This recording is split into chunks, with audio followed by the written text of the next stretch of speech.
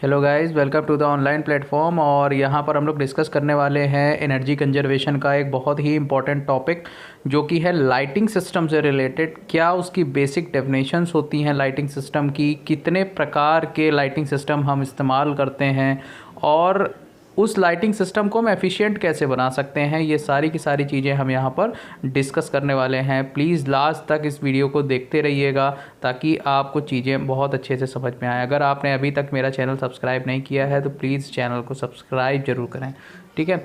तो यहाँ पर हम लोग डिस्कस करते हैं, जैसे कि आपके सामने एक मैंने बल्ब बनाया हुआ है, ठीक है। अब यहाँ पर बल्ब के चारों तरफ ये देखिएगा, ये जो रेज़ निकल रही हैं, ये इस तरह से बल्ब के चारों ओर रेज़ निकल रही हैं, इसको इल्यूमिनेशन कहते हैं, ठीक है। तो बल्ब के चारों तरफ जो रेज़ निकलती हैं उसको हम लोग बोलेंगे ल्यूमिनस फ्लक्स। ये काफ़ी इम्पॉर्टेंट है और इसकी यूनिट होती है ल्यूमेन। ल्यूमिनस से वर्ड बना ल्यूमेन, ठीक है। तो नॉर्मल सी बात है, यहाँ पर जब हम यहाँ पर किसी भी बल्ब या किसी भी लाइटिंग सोर्स में जब हम कोई सप्लाई देते हैं तो उससे प्रकाश उत्पन्न होता है, इल्यूमिनेशन उत्पन्न होता है। तो सबसे पहला टर्म जो किसी भी लाइटिंग सिस्टम में आता है वो आता है ल्यूमिनस फ्लक्स, ठीक है।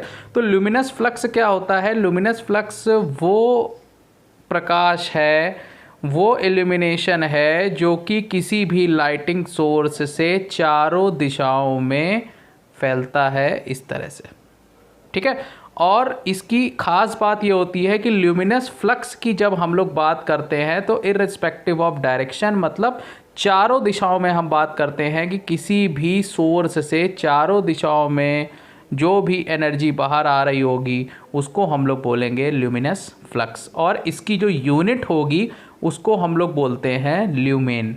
ये दोनों टर्म्स काफ़ी इंपॉर्टेंट है, ठीक है। तो ल्यूमेन होता क्या है, देखिएगा। जैसे कि हम लोग जब करंट फ्लो कराते हैं किसी भी इलेक्ट्रिक सर्किट में तो उसकी पावर होती है, पावर को हम लोग डिनोट करते हैं वॉट से। उसी तरह से जब कोई हम लाइटिंग इक्विपमेंट यूज़ करते हैं लाइक बल्ब या फिर ट्यूबलाइट, उसकी जो पावर हमको दिखानी होती है तो उसकी पावर को हम लोग दिखाते हैं ल्यूमेन से, ठीक है। इसीलिए इसकी डेफिनेशन में लिखा हुआ है it is a photometric equivalent of what. कभी भी याद रखिएगा इस वर्ड का इस्तेमाल आ जाए फोटो का, ठीक है, तो फोटो का रिलेशन हमेशा और हमेशा लाइटिंग सिस्टम से ही होगा। कोई भी चीज़ जो प्रकाश उत्पन्न करेगी, ठीक है, वहाँ पर फोटो वर्ड का इस्तेमाल होगा। तो जिस तरह से हम लोग इलेक्ट्रिक सर्किट में पावर को डिनोट करते हैं वॉट से, उसी तरह से किसी भी लाइटिंग सिस्टम में जो उसकी पावर होती है उसको हम लोग ल्यूमेन से डिनोट करते हैं। It is a photometric equivalent of what, ठीक है। और एक वॉट में कितने ल्यूमेन होते हैं? एक वॉट में 683 अप्रॉक्सीमेट ल्यूमेन्स होते हैं, ठीक है। तो इसकी डेफिनेशन पे देखते हैं। It is a measure of total quantity of visible light emitted by the source. Actual में ल्यूमेन होता क्या है, भी मैंने पीछे बताया था आपको। ल्यूमेन ल्यूमिनस फ्लक्स की यूनिट होती है, और ल्यूमिनस फ्लक्स क्या होता है? किसी भी सोर्स से चारों तरफ जो एनर्जी बाहर आती है, ठीक है, उसको हम लोग बोलते हैं ल्यूमिनस फ्लक्स, ठीक है। तो वही चीज़ है, it is a measure of total quantity of visible light emitted by the source, ठीक है। कोई भी लाइटिंग इक्विपमेंट जो भी विजिबल लाइट चारों तरफ चारों दिशाओं में जो विजिबल लाइट प्रोड्यूस करता है उसको हम लोग ल्यूमिनस फ्लक्स बोलते हैं, और इसकी यूनिट होती है ल्यूमेन, ठीक है। अब देखिए, मैंने थोड़ा सा एक डेटा लिखा हुआ है। जैसे कि अगर मैं 40 वाट के बल्ब की बात करूंगा तो कितने ल्यूमेन होगा? Approximately 450 lumen. 60 वाट का बल्ब होगा तो 875 वाट का बल्ब होगा तो 1100, और 100 वाट का बल्ब होगा तो अप्रॉक्सीमेट 1600 ल्यूमेन होगा। इसका मतलब क्या है? इसका मतलब ये है कि जैसे जैसे हम वॉटेज बढ़ाते जा रहे हैं वैसे वैसे ल्यूमेन्स की वैल्यू क्या होती जा रही है? चेंज होती जा रही है, ठीक है। अब यहाँ पर एक टर्म आता है लक्स। जैसे फ्लक्स होता है वैसे ही यहाँ पर लाइटिंग सिस्टम में एक टर्म होता है लक्स। लक्स को समझने से पहले मैं आपको एक डायग्राम दिखाता हूँ, ठीक है, उससे आपको ज़्यादा अच्छे से क्लियर होगी डेफिनेशन। देखिएगा, ये एक लाइटिंग सोर्स दिया हुआ है। इस लाइटिंग सोर्स से चारों दिशाओं में जो भी विजिबल लाइट होगी उसको हम लोग बोलते हैं ल्यूमिनस फ्लक्स। पीछे मैंने डिफाइन किया हुआ है, लेकिन एक चीज़ ध्यान से देखिएगा, जैसे जैसे ये प्रकाश, जैसे जैसे ये लाइट आगे की तरफ बढ़ती जा रही है, आगे की तरफ, वैसे वैसे देखिए हो क्या रहा है। वैसे यहाँ पर है 3500 लक्स, कितनी डिस्टेंस पर, 0.75 मीटर पर, और जैसे ही हमने और बड़ा एरिया कवर किया वैसे लक्स की वैल्यू क्या हो गई, कम हो गई। देख लीजिए फिर से, ऊपर वाले में 3500 लक्स है, और उसके बाद जैसे ही हमने बड़ा एरिया लिया वैसे ही हमारा हो गया 800 लक्स, और उसके बाद हमने और बड़ा एरिया लिया तो 400 लक्स हो गया, और उसके बाद हमने और बड़ा अगर एरिया ले लिया तो 150 लक्स हो गया। इसका मतलब क्या है, इसका मतलब ये है कि किसी भी सोर्स से जब लाइट निकलती है, ठीक है, अगर एरिया छोटा है तो लक्स की वैल्यू कम होगी, और अगर एरिया बड़ा है तो लक्स की वैल्यू क्या हो जाएगी, और कम होती जाएगी। यानी कि ल्यूमिनस फ्लक्स और ल्यूमेन और लक्स में सबसे बड़ा डिफरेंस ये है कि यहाँ पर देखिएगा, जो हमने बात किया था ल्यूमेन की, ल्यूमेन में मैंने बताया था ल्यूमिनस फ्लक्स की यूनिट होती है ल्यूमिनस फ्लक्स, और ल्यूमिनस फ्लक्स जो होता है वो सोर्स से चारों दिशाओं में, इस तरह से चारों दिशाओं में हम लोग देखते हैं कि किस तरह से विजिबल लाइट हमको दिखाई दे रही है। लेकिन यहाँ पर लक्स में क्या होगा, लक्स में हमको इन्वॉल्व करना पड़ेगा पर्टिकुलर एरिया, ठीक है। तो किसी पर्टिकुलर एरिया से, डेफिनेशन सुनिएगा, किसी पर्टिकुलर एरिया से जितना विजिबल लाइट जा रहा है उसको हम लोग बोलते हैं लक्स, ठीक है। तो सबसे बड़ा मेजर डिफरेंस ये है कि ल्यूमेन और लक्स में सबसे बड़ा डिफरेंस यही है कि यहाँ पर लक्स में किसका इन्वॉल्वमेंट आ जाता है, एरिया का इन्वॉल्वमेंट आ जाता है। Lux is use to measure the amount of light output in a given area. मैं फिर से एक बार एक्सप्लेन कर देता हूँ। ये देखिएगा, ये आपका सोर्स है, ठीक है। इस सोर्स से इस तरह से यहाँ पर विजिबल लाइट जा रही है, ठीक। जैसे जैसे हम एरिया, यहाँ पर इतना छोटा एरिया है तो यहाँ पर 3500 लक्स है, यहाँ पर बड़ा एरिया है तो लक्स की वैल्यू क्या हो गई, कम हो गई। यानी कि जहाँ कहीं भी एरिया का इन्वॉल्वमेंट हो जाएगा, ठीक है, वहाँ पर डेफिनेशन में हमेशा इस्तेमाल करेंगे लक्स का। तो ल्यूमेन क्या होता है, ये देखिएगा, lumen it is a measure of total quantity of visible light emitted by source, मतलब किसी भी सोर्स के द्वारा कितनी विजिबल लाइट वो प्रोवाइड कर रहा है, मतलब किसी भी दिशा में हम देख सकते हैं ऐसे करके, उसको हम लोग बोलेंगे ल्यूमेन, ठीक है। और जबकि लक्स जो होता है, lux is use to measure the amount of light in a given area. जब भी हम एरिया की बात करेंगे तो वहाँ पर किसका यूज़ करेंगे, लक्स का इस्तेमाल करेंगे, ठीक है। ये देखिए यहाँ पर लिखा हुआ है, the difference between lumen and lux is that lux take an account into area. Lux में हमेशा क्या ले लेते हैं, एरिया ले लेते हैं, over which luminous flux is spread, ठीक। और लक्स की जो यूनिट होती है वो होती है ल्यूमेन पर मीटर स्क्वायर। क्यों, क्योंकि यहाँ पर हमने किसका इन्वॉल्वमेंट कर लिया है, एरिया का इन्वॉल्वमेंट कर लिया है। तो आपको ये समझ में आ गया होगा कि ल्यूमेन और लक्स में क्या डिफरेंस है, ठीक है। अब एक वर्ड होता है एफिकेसी। अभी तक आप लोगों ने पढ़ा होगा एफिशिएंसी, लेकिन जब हम लाइटिंग इक्विपमेंट की बात करते हैं तो यहाँ पर वर्ड होता है एफिकेसी। एफिकेसी का मतलब ये होता है, जैसे कि मान लीजिए एक बल्ब है, ठीक है, इस बल्ब में आपने कोई आई करंट प्रोड्यूस करी। जब आपने कोई आई करंट प्रोड्यूस करेंगे तो उसके करस्पॉन्डिंग ये लाइट प्रोड्यूस करेगा, ठीक है। तो एफिकेसी वही रेशियो होता है, it is the ratio of, ये देखिएगा, it is used to indicate the ability of light source to emit visible light using given amount of power। इसका मतलब ये है कि कोई भी lighting source given amount of power में कितनी लाइट प्रोड्यूस कर रहा है उसको बोलते हैं एफिकेसी, ठीक है। अगर मान लीजिए कोई भी बल्ब, इसका मतलब क्या है एफिकेसी का, इसका मतलब ये है, सपोज दैट कोई बल्ब है आपका, ठीक है, इस पर हम इनपुट पावर दे रहे हैं और वो लाइट बहुत कम दे रहा है, इसका मतलब उसकी एफिकेसी क्या हो गई, बेकार हो गई। एफिकेसी मतलब वो पावर ज़्यादा ले रहा है, लेकिन यहाँ पर जो लाइट वो प्रोड्यूस करवा रहा है वो क्या कर रहा है, कम प्रोड्यूस करवा रहा है, ठीक है। तो हमें एक ऐसा इक्विपमेंट चाहिए जो कि कम पावर ले और हमको लाइट ज़्यादा प्रोवाइड कराए, ठीक है। तो इसी रेशियो को हम लोग बोलते हैं efficacy. It is use to indicate the ability of light source to emit the visible light using given amount of power. ठीक है, कि कितनी विजिबल लाइट वो एमिट कर रहा है, मतलब बाहर निकाल रहा है using given amount of power, और इसकी जो यूनिट होती है वो होती है ल्यूमेंस पर वॉट। ठीक है, अब किसी भी एफिशिएंट लाइटिंग टेक्नोलॉजी के लिए मैंने भी बताया कि एफिकेसी क्या होनी चाहिए, हायर एफिकेसी होनी चाहिए।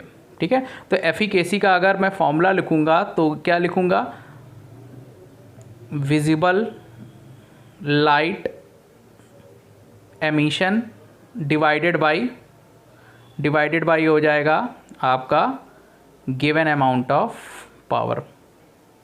ठीक है, तो जो भी आप लाइट एमिट करवा रहे हैं और जो गिवन पावर है, इन दोनों का जो रेशियो होगा उसको हम लोग डिनोट करेंगे एफिकेसी से। ठीक है, यहाँ पर सामने लिखा हुआ है, आप पढ़ सकते हैं। अब देखिएगा यहाँ पे, अब मैं टाइप्स ऑफ लाइटनिंग सिस्टम आपको पढ़ाने जा रहा हूँ। ये देखिएगा पुराने ज़माने का एक बल्ब यहाँ पर बना हुआ है, आप लोगों ने पहचान लिया होगा। पुराने ज़माने में हम इस बल्ब का इस्तेमाल करते थे जिससे हल्की सी येलोइश टाइप की लाइट होती थी, पीले रंग की। इस बल्ब का नाम है इनकैंडेसेंट लैम्प। इनकैंडेसेंट लैम्प इसको बोलते हैं। धीमे धीमे टेक्नोलॉजी बढ़ी तो इस इनकैंडेसेंट लैम्प को हम लोगों ने फ्लोरोसेंट लैम्प से रिप्लेस किया था, और उसके बाद CFL आई थी। ये CFL का डायग्राम बना हुआ है, और उसके बाद हम लोग इस्तेमाल करने लगे थे LED। ये जो है ये LED है। ठीक है, तो पुराने ज़माने में जो बल्ब हम लोग इस्तेमाल करते थे, ये नाम इंपॉर्टेंट है, इसको बोलते थे हम लोग इनकैंडेसेंट लैम्प।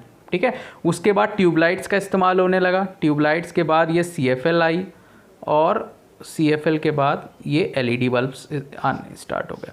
ठीक है, तो यहाँ पर सबसे पहले हम लोग यहाँ पर डिस्कस करने वाले हैं इनकैंडेसेंट लैम्प के बारे में। इनकैंडेसेंट लैम्प, ठीक है, इनकैंडेसेंट लैम्प बहुत ही सिंपल इसका डायग्राम होता है, आप लोगों ने इसका थोड़ा बहुत नॉलेज भी होगा। अब जैसे कि ये बल्ब का डायग्राम बना हुआ है, इस बल्ब में एक्चुअल में होता क्या है, इसमें एक कैप होती है। ठीक है, ये एक कैप है जिसको होल्डर में फिट करना होता है। यहाँ पर दो वायर निकले होते हैं, देखिएगा, एक ये वायर निकला हुआ है और एक ये वायर निकला हुआ है। इन दोनों वायर, इनको लीड इन वायर बोलते हैं, और इन दोनों वायर के बीच में ये लगा होता है फिलामेंट, और फिलामेंट जो बना होता है वो टंगस्टन का बना होता है। क्यों? क्योंकि टंगस्टन का मेल्टिंग पॉइंट हाई होता है। अगर यहाँ का अगर इसका मेल्टिंग पॉइंट हाई नहीं होगा तुरंत गल जाएगा। अब सोचने वाली बात है, अगर ये फिलामेंट फेल हो गया तो ये सर्किट कैसा हो जाएगा, ओपन सर्किट हो जाएगा, और यहाँ पर कोई भी करंट फ्लो नहीं होगी। तो करंट इस तरह से यहाँ पर लीड्स के थ्रू यहाँ पर करंट फ्लो होती है, और इस फिलामेंट में ऐसे करके ऐसे करंट जाती है। ठीक है, और ये बना होता है टंगस्टन का। और एक चीज़ और इम्पॉर्टेंट, ये जो ग्लास का ये जो बल्ब बना हुआ है, इसके अंदर जो गैस भरी होती है वो आर्गन गैस भरी होती है। ठीक है, तो इनकैंडेसेंट लैम्प की प्रॉपर्टीज़ क्या क्या होती हैं। इस लैम्प को सबसे पहले तो बोला जाता है GLS lamp, general lighting services. ठीक है, GLS लैम्प। दूसरा पॉइंट इसमें है, इट इंक्लूड्स, इसमें फिलामेंट होता है, अभी मैंने बताया, ग्लास का बल्ब होता है, गैस होती है और कैप होती है, अभी मैंने पीछे डायग्राम में बताया था। ठीक है, जो फिलामेंट बना होता है, इसका जो फिलामेंट होगा वो बना होता है टंगस्टन से। ठीक है, फिर उसके बाद अगला पॉइंट है, incandescent lamp produce the light by means of filament heated by incandescence by flow of electric current. अभी पीछे मैंने बताया था कि यहाँ पर क्या होता है कि जब आप करंट इस तरह से प्रोड्यूस करवाते हैं तो फिलामेंट के थ्रू क्या होता है, करंट फ्लो होती है, और धीमे से ये जो फिलामेंट होने लगता है वो क्या होने लगता है, गर्म होना स्टार्ट हो जाता है। अगर इसका मेल्टिंग पॉइंट हाई नहीं होगा, अगर इसका गलनांक हाई नहीं होगा तो ये तुरंत गल जाएगा, क्योंकि इससे करंट फ्लो हो रही है।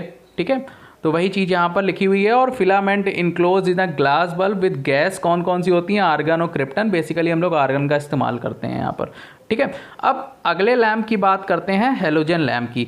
हेलोजन लैम्प और इनकैंडेसेंट लैम्प दोनों सेम चीज़ें होती हैं, बस केवल और केवल अंतर सिर्फ इतना होता है कि यहाँ पर जो इनकैंडेसेंट लैम्प होती है इसमें आर्गन गैस का हम लोग इस्तेमाल करते हैं, और जबकि हेलोजन लैम्प जो होती है उसमें हम लोग कौन सी गैस का इस्तेमाल करते हैं, हेलोजन गैस का इस्तेमाल करते हैं। और आपको पता है हेलोजन गैस को इनर्ट गैस भी बोला जाता है। ठीक है, जो कि अक्रिय गैस हिंदी में इसको बोलते हैं। ठीक है, अब इनकी प्रॉपर्टी क्या होती है कि ये जो हैलोजन लैंप होते हैं वो आप लोग को पता होगा कि नॉर्मल जो बल्ब होते हैं इनकैंडेसेंट लैंप जिनको बोलते हैं उनसे ज़्यादा अमाउंट ऑफ हीट प्रोवाइड कराते हैं, ठीक है। अब इसमें होता क्या है, इसमें होता क्या है कि जो भी टंगस्टन एटम्स होते हैं, जो इसमें फिलामेंट बना होता है वो भी आपका टंगस्टन का ही बना होता है। अब जो टंगस्टन एटम्स होते हैं वो सबसे पहले इवेपोरेट होते हैं और जो कि बल्ब की जो कूलर वॉल्स होती हैं ना उनकी तरफ ये मूव होना स्टार्ट होते हैं, ठीक है। फिर उसके बाद क्या होता है, टंगस्टन, ऑक्सीजन और हैलोजन इन तीनों की आपस में रिएक्शन होती है और टंगस्टन ऑक्सी हैलाइड बनाता है। और जब ये tungsten oxy halide hot filament की तरफ, मैं फिर से बता दे रहा हूँ, ये जो टंगस्टन ऑक्सी हैलाइड है ये जब हॉट फिलामेंट की तरफ जाता है तो ये फिर से क्या हो जाता है, ब्रेकआउट हो जाता है और हमको विजिबल लाइट मिलती है, ठीक है। ये हैलोजन का मैं डायग्राम यहाँ पर दिखा दे रहा हूँ, इस तरह का हैलोजन बल्ब होता है, सेम डायग्राम है, बस केवल अंतर सिर्फ इतना है कि यहाँ ये देखिएगा यहाँ पर भी दो लीड निकली हुई हैं और इसके बीच में ये जो आपको येलो सा दिख रहा है, ये येलो सा इस तरह से यहाँ पर आपका फिलामेंट लगा हुआ है जो कि किसका बना हुआ है, टंगस्टन का। याद रखिएगा यहाँ पर इनर्ट गैस होती है, कौन सी गैस यहाँ पर इस्तेमाल करेंगे, हैलोजन गैस का इस्तेमाल करेंगे और जो आउटपुट यहाँ पर मिलेगा वो इनकैंडेसेंट से ज़्यादा आउटपुट आपको मिलेगा, ठीक है। ये हैलोजन लैंप है। अब बात करते हैं इस डायग्राम की। ये डायग्राम आपका देखा हुआ है, ठीक है। ये क्या है, ये ट्यूबलाइट्स हैं, ये ट्यूबलाइट्स लगी हुई हैं और ट्यूबलाइट्स का जो हम लोग नाम है यहाँ पर, जैसे कि बल्ब का नाम इनकैंडेसेंट लैम्प था वैसे ही ट्यूबलाइट का नाम है फ्लोरोसेंट ट्यूब, ठीक है। तो फ्लोरोसेंट ट्यूब का अगर मैं डायग्राम की बात करूँगा तो फ्लोरोसेंट ट्यूब का डायग्राम ये बना होता है, ठीक है। क्या होता है एक ये फ्लोरोसेंट ट्यूब होती है, इस तरह की ये ट्यूब है, आप लोगों ने देखा होगा, ठीक है। इसमें क्या होता है, दोनों कॉर्नर पे फिलामेंट लगे होते हैं, एक फिलामेंट यहाँ पर लगा होगा और एक फिलामेंट यहाँ पर लगा होगा, ठीक है। अब यहाँ पर ऊपर वाले सर्किट को एक स्टार्टर से हम लोग कनेक्ट कर देते हैं और जो नीचे वाला सर्किट होता है, नीचे वाला इस तरह से सर्किट को एक बैलास्ट या इसको चोक आप लोग बोलते हैं और सप्लाई के थ्रू ये डायरेक्टली हम लोग क्या कर लेते हैं, कनेक्ट कर लेते हैं सप्लाई वोल्टेज के थ्रू। अब ये बैलास्ट क्या करता है, ये बहुत इंपॉर्टेंट है। बैलास्ट क्या है, जिसको चोक भी बोलते हैं हम लोग, चोक आपने नाम सुना होगा जो कि ट्यूबलाइट्स वगैरह में लगी होती है, ठीक है। इसका यूज़ क्या है भी मैं थोड़ी देर में बताऊंगा। तो देखते हैं फ्लोरोसेंट ट्यूब लैंप होता क्या है। फ्लोरोसेंट जो ट्यूब लैंप का दूसरा नाम होता है वो होता है low pressure sodium vapour lamp, इसका दूसरा नाम होता है। और ये इसका नाम ही फ्लोरोसेंट है तो ये किस प्रिंसिपल पे काम करता है, फ्लोरोसेंस प्रिंसिपल पे काम करता है। और ये क्या होता है अभी मैंने बताया, एक glass tube which contains a small trace of gas mercury vapour. इसके अंदर जो गैस भरी होती है वो कौन सी होती है, मरकरी वेपर भरी होती है, ठीक है। और इसके अंदर एक हम स्पेशल टाइप की कोटिंग प्रोवाइड कराते हैं जो कि होती है फॉस्फर की कोटिंग होती है, जिसकी वजह से हमको विजिबल लाइट दिखाई देती है, ठीक है। फिर उसके बाद it contains 2 filaments at the both end of the tube. अभी मैंने दिखाया था कि दोनों एंड पर 2 फिलामेंट लगे रहते हैं। और बैलास्ट का हम लोग इस्तेमाल करते हैं to control the starting voltage, ठीक है। क्या करता है बैलास्ट या फिर चोक का बेसिकली काम ये होता है कि जो भी आपके अंदर जो गैस है उसको डिस्चार्ज करने का काम, उसको आयनाइज करने का काम जो होता है वो बैलास्ट का होता है, ठीक है। इनिशियली ऐसा पाया गया है कि किसी भी ट्यूबलाइट को जब हम गैस को डिस्चार्ज करना होता है या गैस को आयनाइज करना होता है तो इनिशियली कम से कम 600 से 700 वोल्ट की आवश्यकता होती है। और जब ट्यूबलाइट ऑन हो जाती है उसके बाद वो बैलास्ट की वजह से नॉर्मल वोल्टेज उसमें अप्लाई हो जाता है। तो स्टार्टिंग वोल्टेज जो प्रोवाइड कराता है वो बैलास्ट कराता है और बैलास्ट का काम ये होता है कि कंट्रोल द स्टार्टिंग वोल्टेज, ठीक है। तो स्टार्टिंग में रॉड को ऑन करने के लिए हम लोग इस्तेमाल करेंगे बैलास्ट का, जो कि इलेक्ट्रिक गैस डिस्चार्ज करता है, यानी गैस को आयनाइज कराने का काम करता है, ठीक है। अब ये जो आयनाइज्ड गैस होती है इसको हम लोग क्या बोलते हैं, प्लाज्मा बोलते हैं, ठीक है। और ये जो अभी मैंने पीछे बताया था फॉस्फर की जो कोटिंग होती है उसको एक्साइट करती है और हमको क्या प्रोवाइड कराती है, विजिबल लाइट प्रोवाइड कराती है, ठीक है। अब ये इंपॉर्टेंट है, fluorescent tubes are 3 to 5 time efficient than incandescent lamp. मतलब पुराने ज़माने में जो बल्ब इस्तेमाल करते थे उससे 3 से 5 गुना हमारे फ्लोरोसेंट ट्यूब क्या होती हैं, एफिशिएंट होती हैं। अब फ्लोरोसेंट ट्यूब का एक स्मॉल वर्जन आ गया है जिसका नाम होता है CFL, आप लोगों के घर में इस्तेमाल की होगी CFL। ये एक्चुअल में फ्लोरोसेंट ट्यूब जो अभी मैंने पढ़ाई है उसी का स्मॉल वर्जन है, कॉम्पैक्ट फ्लोरोसेंट ट्यूब इसका फुल फॉर्म होता है। ठीक है, अब ये आपका डायग्राम बना हुआ है, ये कि डायग्राम आपको पता है ये डायग्राम किसका है, ये CFL का डायग्राम बना हुआ है, CFL। ठीक है, CFL का डायग्राम है, ये बड़ी सी जो रॉड होती है उसी का छोटा वर्जन है कॉम्पैक्ट फ्लोरोसेंट ट्यूब। ठीक है, बाकी वर्किंग प्रिंसिपल इसका सेम होता है। एक बहुत इंपॉर्टेंट है कि यहाँ पर जो फ्लोरोसेंट लैम्प का जो यहाँ पर डायग्राम बना हुआ है, फ्लोरोसेंट ट्यूब में एक चीज़ देखिएगा कि अगर टोटल 100% एनर्जी इनपुट आ रहा है, मैं फ्लोरोसेंट ट्यूब की बात कर रहा हूँ, ये देखिएगा यहाँ पर बना हुआ है फ्लोरोसेंट ट्यूब। ठीक है, यहाँ पर अगर 100% एनर्जी आ रही है तो हमको विजिबल रेडिएशन 25% मिलता है केवल। ठीक है, और जो 75% होता है वो इसमें क्या हो जाता है, लॉसेस हो जाते हैं रेडिएशन के थ्रू। इसी का जस्ट उल्टा होता है अगर हम इनकैंडेसेंट लैम्प की बात करते हैं। इनकैंडेसेंट लैम्प में यहाँ 100% जब हम इनपुट देते हैं तो केवल और केवल 10% हमको आउटपुट मिलता है विजिबल रेडिएशन, और 90% क्या हो जाता है यहाँ पर हमारा लॉसेस हो जाता है। तो बेटर कौन सा हुआ, बेटर हमारी फ्लोरोसेंट ट्यूब हुई।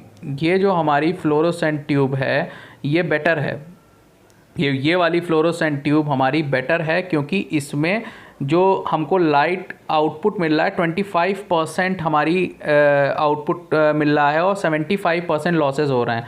और जबकि जो हमारा पुराने ज़माने का ये जो बल्ब हम लोग इस्तेमाल करते थे इसमें जो हमारे लॉसेस हैं वो 90% लॉसेस हैं और विजिबल लाइट हमको 10% के करस्पॉन्डिंग मिलती है। ठीक है, इसीलिए जो फ्लोरोसेंट ट्यूब होती है वो ज़्यादा आपका थोड़ा सा एफिशिएंट होती है, किसके कंपैरिजन में, इनकैंडेसेंट लैम्प के कंपैरिजन में। ठीक है, चलिए आगे बढ़ते हैं इसी क्रम में। एलईडी लैम्प, एलईडी का फुल फॉर्म आप लोगों को पता ही होगा, लाइट एमिटिंग डायोड। ठीक है, इस समय का सबसे बर्निंग टॉपिक है एलईडी बल्ब्स, और गवर्नमेंट प्रेशराइज़ कर रही है। अभी मैं रीज़न बताऊंगा गवर्नमेंट क्यों प्रेशराइज़ कर रही है एलईडी बल्ब का इस्तेमाल करने का।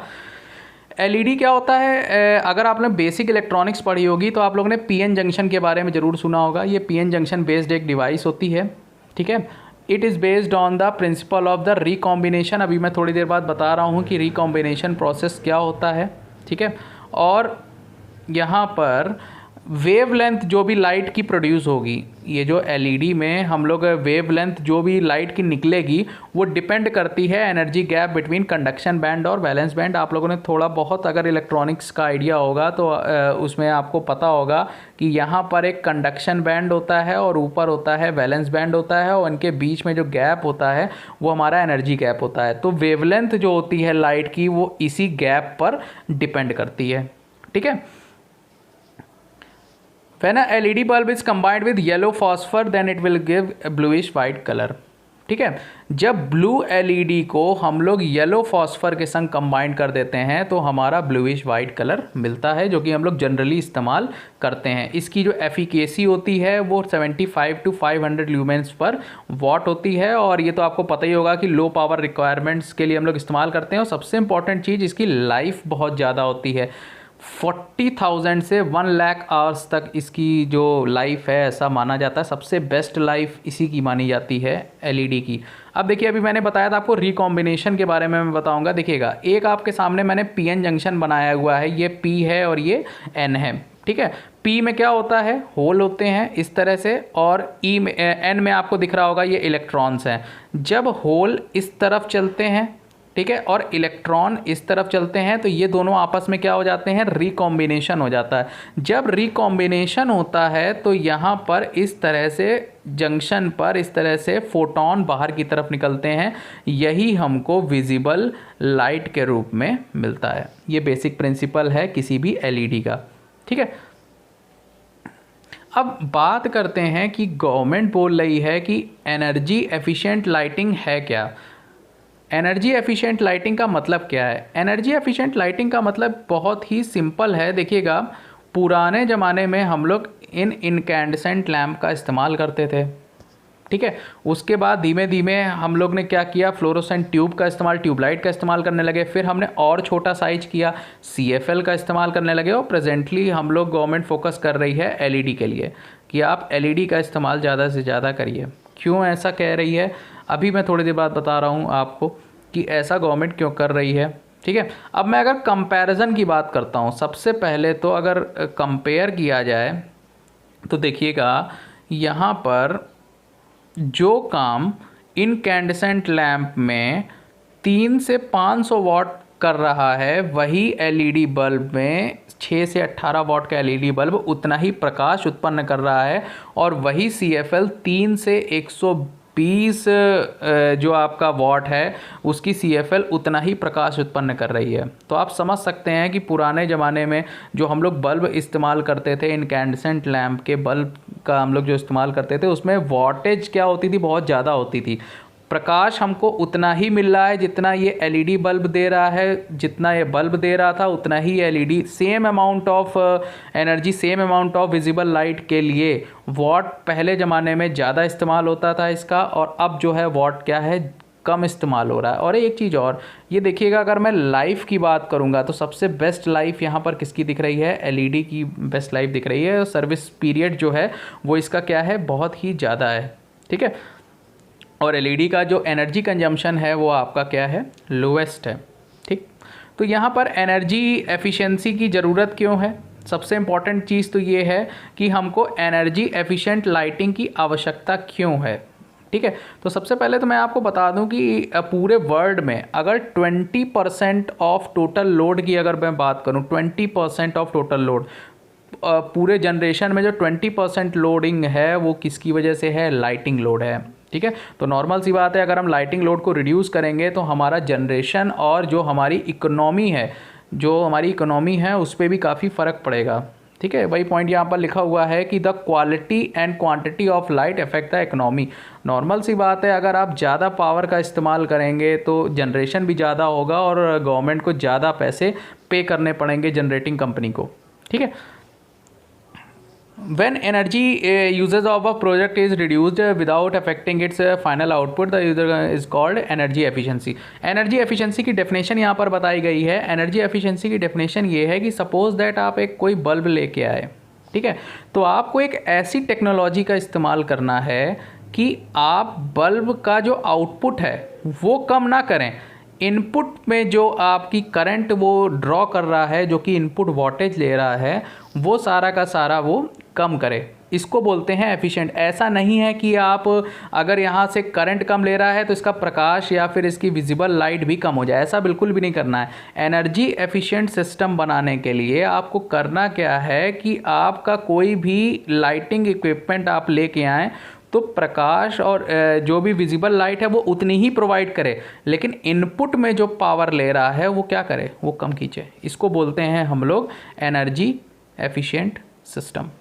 ठीक है, अब ये कैसे होगा, it involves the replacement of traditional lamp. मैंने बताया अभी इनकैंडेसेंट लैम्प जो होते थे वो ट्रेडिशनल लैम्प्स हैं। ठीक है, और इनको आप रिप्लेस कर सकते हैं, जो कि प्रेजेंट टाइम में एलईडी, CFL और फ्लोरोसेंट जो भी ट्यूब्स चल रही हैं, ठीक है, उससे हम रिप्लेस कर सकते हैं। It includes turning off light automatically when they are not in use. ये आप होटल्स वगैरह में अगर कभी गए होंगे तो आप लोग को पता होगा कि इस समय ऐसे सेंसर्स का हम लोग इस्तेमाल कर रहे हैं कि अगर कमरे में कोई नहीं है तो ऑटोमेटिक लाइट क्या होती है, टर्न ऑफ हो जाएगी। ठीक है, तो ये सारे के सारे एनर्जी एफिशिएंसी हम लोग इस्तेमाल कर सकते हैं। अब टेक्निक्स हम लोग क्या इस्तेमाल करेंगे, रीलैम्पिंग। रीलैम्पिंग का मतलब ऐसे लैम्प्स का आप इस्तेमाल करिए, ऐसे लैम्प्स का इस्तेमाल जहाँ पर आपकी एनर्जी की बचत हो। ठीक है, ऐसे लैंप्स का आपको इस्तेमाल करना है। रीलैम्पिंग का मतलब हो गया ऐसे लैंप्स का इस्तेमाल करना है जिससे आपकी एनर्जी की बचत हो। अभी मैंने थोड़ी देर पहले बताया था कि इनकैंडेसेंट लैंप क्या होते थे, 90% इसमें लॉस हो जाता था और पावर भी वो ज़्यादा खींचते थे। तो ऐसी एनर्जी बेकार है हमारे लिए कि वो उसमें 90% लॉस भी हो रहा है और साथ में पावर भी वो ज़्यादा ले रहा है। तो हमको ऐसा सिस्टम बनाना है कि जिसमें कि आप उसका जो पावर कंजम्पशन है वो क्या हो, कम हो। वो प्रकाश उतना ही दे, वो विजिबल लाइट उतनी ही प्रोवाइड कराए, लेकिन उसकी जो इनपुट वोल्टेज है वो क्या हो जाए, कम हो जाए। ठीक है, तो उसकी जगह पर हम लोग इस्तेमाल कर सकते हैं CFL और LED का इस्तेमाल कर सकते हैं। ठीक है, improving the lighting control. Improving lighting control जैसे कि हम लोग वेरियस यहाँ पर लिखा हुआ है सेंसर्स का इस्तेमाल कर सकते हैं। अभी मैंने डिस्कस किया था कि होटल्स में क्या होता है कि एक सेंसर लगा रहता है। ठीक है, वहाँ पर हम लोग क्या होता है, जैसे ही हम लोग कमरे से बाहर जाते हैं ऑटोमेटिक लाइट क्या होती है, बंद हो जाती है। अब प्रेजेंट टाइम में कई सिटीज़ में ऐसा है कि जैसे कि स्ट्रीट लाइट लगी हुई है, ठीक है, स्ट्रीट लाइट में एक सेंसर लगा हुआ है, फोटो सेंसर, फोटो डायोड हम लोग लगा देते हैं। फोटो सेंसर क्या करता है, आपका जैसे ही लाइट कम होना स्टार्ट होती है वैसे ही स्ट्रीट लाइट क्या हो जाती है, जल जाती है। और जैसे ही सुबह के टाइम पर लाइट प्रकाश ज़्यादा तेज पड़ता है इस फोटो डायोड पर, वैसे ही ये लाइट क्या हो जाती है, टर्न ऑफ हो जाती है। तो इन स्कीम्स का हम लोग इस्तेमाल कर सकते हैं। स्काडा का हम लोग इस्तेमाल किया जा सकता है। स्काडा का इस्तेमाल होता है कि हम दूर से बैठकर किसी भी चीज़ को टर्न ऑफ या टर्न ऑन कर सकते हैं। तो इस टेक्नोलॉजी का भी हम लोग इस्तेमाल कर सकते हैं, ठीक है। अब यहाँ पर देखिएगा कंपैरिजन दिखाया गया है कि पुराने ज़माने में जो हम लोग बल्ब इस्तेमाल करते थे वो ये है, इनकैंडेसेंट लैंप है, ये CFL है और ये LED है। इसकी जो लाइफ होती थी 1000 आवर्स तक होती थी, इसकी 10,000 है, इसकी 50,000 आवर्स तक एवरेज लाइफ है, ठीक है। और यहाँ पर जो वॉटेज रेटिंग है इसकी देखिएगा बहुत ज़्यादा वॉटेज रेटिंग है इसकी, और जो आपकी CFL की है 3:120 है और इसकी तो बहुत ही कम है CFL की। तो ये एनर्जी एफिशिएंट डिवाइसेस में हम लोग इसका क्या कर सकते हैं, इस्तेमाल कर सकते हैं, ठीक है। ये भी इन्होंने दिखाया हुआ है, इनकैंडेसेंट वर्सेस CFL का दिखाया हुआ है, ठीक है। अब देखिएगा यहाँ पर एक बहुत इंपॉर्टेंट चीज़ दिखाई गई है। अगर आपको ये देखिएगा, ल्यूमेंस का मतलब ये होता है कितना प्रकाश उत्पन्न कर रहा है। अब देखिएगा, अगर हमको 450 ल्यूमेंस का प्रकाश या 450 ल्यूमेंस की विजिबल लाइट उत्पन्न करवानी है, तो सोचिएगा बल्ब जो है वो 40 वॉट ले रहा है, और जबकि CFL ले रही है केवल और केवल 9 से 13 वॉट, ठीक है। अगर हमको 800 ल्यूमेंस की विजिबल लाइट उत्पन्न करानी है तो बल्ब जो है वो 60 वॉट ले रहा है, और ये जो CFL है वो 13 से लेकर 15 वॉट में ही काम चल जा रहा है। तो नॉर्मल सी बात है कि हमको यहाँ पर एनर्जी की क्या हो रही है, सेविंग हो रही है, ठीक है। अब ये इंपॉर्टेंट है, ये हमारा थर्ड पॉइंट है, replacing of existing fixtures and ballast. जितने भी आपके पुरानी टेक्नोलॉजी की चीज़ें लगी हुई हैं, ठीक है, उनको आप क्या कर सकते हैं, रिप्लेस कर सकते हैं। उसको रिप्लेस करने से क्या होगा, आपका एनर्जी सेविंग होगी, उसकी लाइफ बढ़ जाएगी, कॉस्ट घट जाएगी और सिस्टम की रिलायबिलिटी क्या होगी, बढ़ जाएगी, ठीक है। तो यहाँ पर अभी मैंने आपसे डिस्कस किया, काफ़ी इम्पॉर्टेंट चीज़ है कि हम लोग किस तरह से एनर्जी एफिशिएंट लाइटिंग का यहाँ पर इस्तेमाल कर सकते हैं, ठीक है। तो एनर्जी एफिशिएंट लाइटिंग का इस्तेमाल करने का सेंस सिर्फ और सिर्फ यही है कि हमको कोई भी लाइटिंग इक्विपमेंट लाना है, उसके आउटपुट यानी कि उसकी लाइट को हमको कम नहीं करना है, हमको ऐसी टेक्नोलॉजी बनानी है कि हमको लाइट उतनी ही मिलती रहे, लेकिन जो इनपुट पावर है, इनपुट पावर को हमको क्या कराना है, रिड्यूस करवाना है, ठीक है। अगर आपको ये वीडियो अच्छा लगा हो तो प्लीज़ सब्सक्राइब करिए चैनल को और लाइक करिए, ठीक है। Thank you so much.